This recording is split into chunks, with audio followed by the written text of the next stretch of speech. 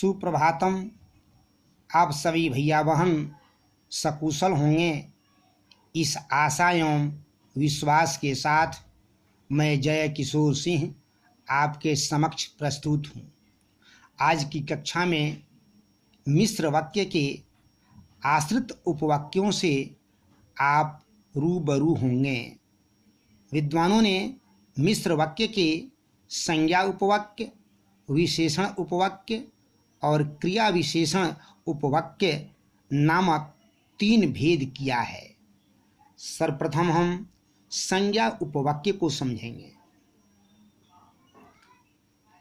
इसकी परिभाषा देते हुए हम कह सकते हैं कि जो आश्रित उपवाक्य मुख्य वाक्य की संज्ञा के रूप में प्रयुक्त होता है उसे संज्ञा आश्रित उपवाक्य कहा जाता है। जैसे राम ने कहा है कि एक दिन कलयुग आएगा। इस वाक्य में एक दिन कलयुग आएगा आश्रित उपवाक्य है, क्योंकि यह वाक्य अपना अर्थ प्रकट करने में सक्षम नहीं है। इसे अपना पूर्ण अर्थ प्रकट करने हेतु प्रधान वाक्य की सहायता की आवश्यकता है, किंतु राम ने कहा है प्रधान उपवाक्य है। यह वाक्य स्वतंत्र है, अपना अर्थ प्रकट करने में सक्षम है। संज्ञा उपवाक्य की यह सामान्य पहचान है कि यह दिए गए वाक्य में प्रायः की के बाद आता है।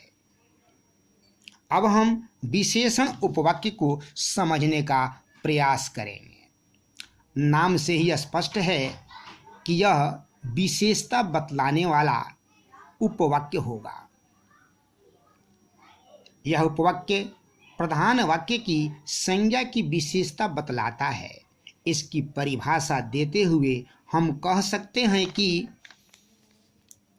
जो आश्रित उपवाक्य प्रधान उपवाक्य की संज्ञा की विशेषता बतलाता है उसे विशेषण उपवाक्य कहा जाता है।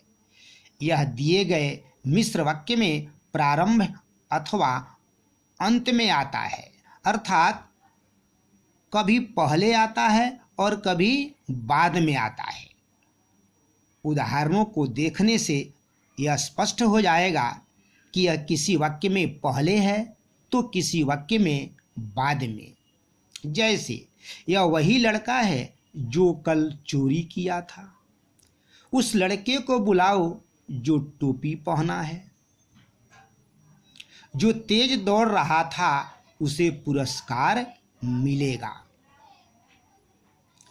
दिए गए इन तीनों उदाहरणों में रेखांकित उपवाक्य आश्रित हैं, क्योंकि ये प्रधान वाक्य पर निर्भर हैं। ये स्वतंत्र नहीं हैं, बल्कि ये आश्रित हैं, प्रधान वाक्य पर डिपेंड हैं। तीसरा भेद है क्रिया विशेषण उपवाक्य। नाम से स्पष्ट है कि क्रिया की विशेषता बतलाने वाला वाक्य क्रिया विशेषण उपवाक्य होता है। बावजूद इसके परिभाषा इस प्रकार दी जा सकती है। जो आश्रित उपवाक्य मुख्य वाक्य की क्रिया की विशेषता बतलाता है उसे क्रिया विशेषण उपवाक्य कहा जाता है। यह उपवाक्य क्रिया के रीति, समय, स्थान और मात्रा यानी परिमाण बतलाता है। जैसे जहाँ चाह वहाँ राह, जैसी करनी वैसी भरनी, तुम वहाँ चले जाओ जहाँ बस रुकती है। छात्रों, इन तीनों उदाहरणों में रेखांकित वाक्य क्रिया विशेषण उपवाक्य हैं, क्योंकि ये वाक्य प्रधान वाक्य पर निर्भर हैं, अपना अर्थ प्रकट करने में सक्षम नहीं हैं। अब आश्रित वाक्य पर आधारित गृह कार्य परिभाषा याद करना।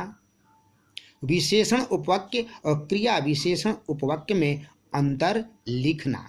जय हिंद।